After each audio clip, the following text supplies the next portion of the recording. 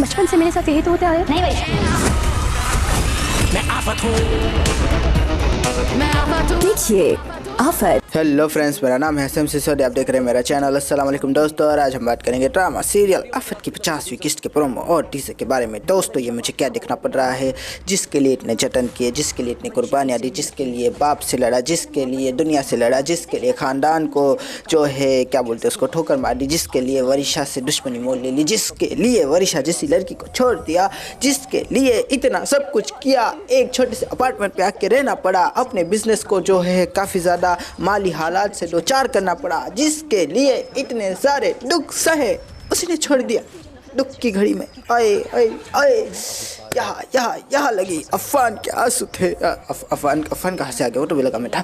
हमारे प्यारे से वहाज के आंसू थे और मेरा दिल था दोस्तों, उसका हर एक कतरा जो उसकी आँख से गिरा ऐसा लगा कि जैसे आइटम बम हो। क्या कहूँ मैं दोस्तों, इस तरह से ठिठुर रहा था, इस तरह से रो रहा था। कांच का ग्लास तोड़ने के बाद भी सुकून नहीं मिला। कहाँ से मिलेगा दोस्तों, कांच का ग्लास भी तो अपना ही था, पहले से ही माली हालात इतने बुरे, ऊपर से इस तरह की चीज़ें, अपना खाना आमलेट खुद ही बनाना, उसके ऊपर जो है अपनी प्यारी सी न्यारी सी बोली सी वाली सी प्यार करने वाली बीवी के बारे में सोचना कि अब वो उसके साथ नहीं है। आए हाय हाय, दुख की घड़ी में जो साथ निभाए वही तो अपने होते हैं। सिफात तूने तो धक्का दे दिया, धक्का दे दिया। आए क्या मैं कहूँ दोस्तों, मेरी प्यारी वरिशा, लेकिन वो वहाज का साथ कभी नहीं छोड़ेगी। चाहे दुख हो, चाहे सुख हो, चाहे खुशी हो, चाहे गम हो, हमेशा वरिशा वहाज के पास होती है, साथ होती है।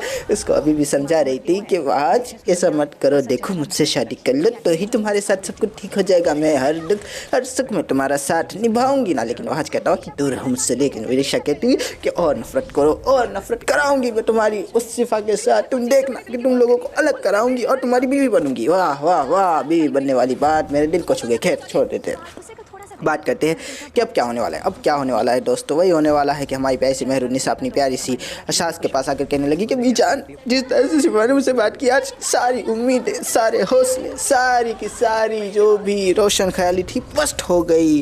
हाय, अब तो लगता है इस घर को टूटने से कोई नहीं बचा सकता। अब वरिशा की शादी करवा दो हाथ से। खैर ये तो नहीं कहा, लेकिन मैं कह रहा हूँ दूसरी तरफ मेहरुन्निसा की प्यारी सी रज़ा की बीवी, मतलब कि हमारी प्यारी सी महक भी यही कह रही है कि बीजान, हमारे पैसे वहाज की शादी वरिशा से करवाए ना। मुख्तार भाई जो कह रहे हैं वो सही कह रहे हैं, लेकिन दूसरी तरफ बीजान कहती है कि तुम्हें तो वहाज एक आँख नहीं भाता था। लेकिन वही बात है कि भाता था ना, भाता था इसलिए तो पहले शादी के लिए राजी हुई थी, इसलिए तो अभी राजी हुई हूँ। मैं अपनी बच्ची को अच्छे से जानती हूँ, उसको बस वहाज ही ठीक कर सकता है, बस वहाज ये जो उसको संभाल सकता है, रख सकता है, झेल सकता है। और बस ये बात थी कि बीजान भी सोचने लगी कि मेरी प्यारी सी बेटी का घर बस जाएगा। दूसरी तरफ वो भी कहने लगी कि सही बात है, रज़ा की आत्मा को भी कितनी शांति मिल जाएगी। आप सोचिए कि वो कितनी खुश होगी जब वो देखेगी कि दो प्यार करने वाले एक हो गए हैं। लेकिन दूसरी तरफ बीजान के दिल में भी ये बात आ ही गई है। अब देखते हैं कि वो वहाज को किस तरह से मनाती है। तीसरी तरफ हम देख रहे हैं ये हमारी प्यारी सी मेहरुन्निसा और महक आमने सामने आ चुके हैं, और मेहरुन्निसा ने कह दिया है कि तुम्हारा वो हराम खोर इंसान, तुम्हारा वो शौहर, तुम्हें लगता है कि वो जो है इस सारी की सारी चीज़ों के ऊपर काबिज हो सकता है, ऐसे हथकंडे अपना के वो भी तुच्चे गले। आए हाय हाय। और मेहरुन्निसा को महक कहने लगी कि तुम जो हो बहुत ज़्यादा बोलने लगी हो आजकल। लेकिन दूसरी तरफ महक को मेहरुन्निसा कहने लगी कि इस घर को तुम्हारी ज़रूरत नहीं है, इस घर को सब कुछ ज़रूरत है तो अगर हमारे प्यारे से वहाज की, पता नहीं है मैंने क्या बोल दिया दोस्तों, खैर जो भी बोल दिया हो छोड़ दीजिए, उसे माफ़ कर दीजिए।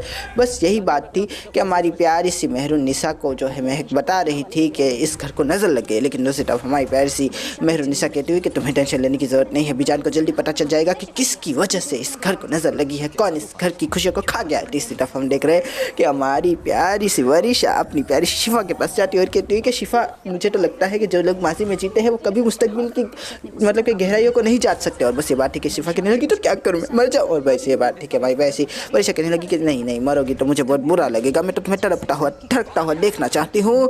एक काम करो वहाँ से तलाक ले लो। बस ये बात थी कि हमारी प्यारी सी फूफी जान भी वहाँ पर आ गई। तीसरी तरफ जो है हमारी प्यारी सी जो शिफा है वो यही बात कहने लगी, दोहराने लगी, कहने लगी कि डिवोर्स। उसके बाद कहा कि सेपरेशन। एक ही चीज़ दो बार कहने से क्या मतलब है तुम्हारा। लेकिन वही बात है कि हमारी प्यारी सी शिफा को तो ज़रा भी मतलब कि शिफा ने वरिशा को तो ज़रा भी ताजुब नहीं हुआ। वो तो ऐसे देख रही थी जैसे कि अभी दे देगी डाइवोर्स, सेपरेशन, तलाक जो भी है वो दे देगी वो। लेकिन देखते हैं कि क्या वो देती है या नहीं देती है। क्या वहाज की आंसू हमारी शिफा को मोम कर पाते हैं या नहीं कर पाते हैं। क्या वहाज शिफा की शादी शादी को रोकने से तोड़ने से बचा सकते हैं या नहीं बचा सकते, ये भी देखने वाली बात होगी। सबसे ज़्यादा देखने वाली बात होगी कि हमारी बेची वरीशा और वहाज की शादी होती है या नहीं होती है। मुझे तो लगता है हो जाएगी, पक्का हो जाएगी। इस बार तो हो ही जानी चाहिए। मैं कब से इन चीज़ों को देखने के लिए तैयार बैठा हुआ हूँ कि जब शादी हो और मैं एक अच्छा सा धमाकेदार रिव्यू करूँ। दोस्तों आशा करता हूँ आपको ये रिव्यू पसंद आएगा। अगर पसंद आए तो लाइक कीजिए, शेयर कीजिए, सब्सक्राइब कीजिए। ज़्यादा पसंद आए तो कमेंट भी कीजिए दोस्तों। Thank you. खुदा अपना ध्यान रखिएगा। फिर मिलेंगे। Thank you. मैं बहादुर वरीशा खलीफा करवाना चाहता हूँ।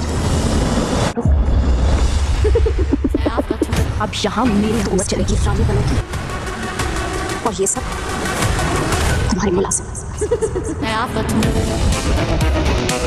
देखिए आफत।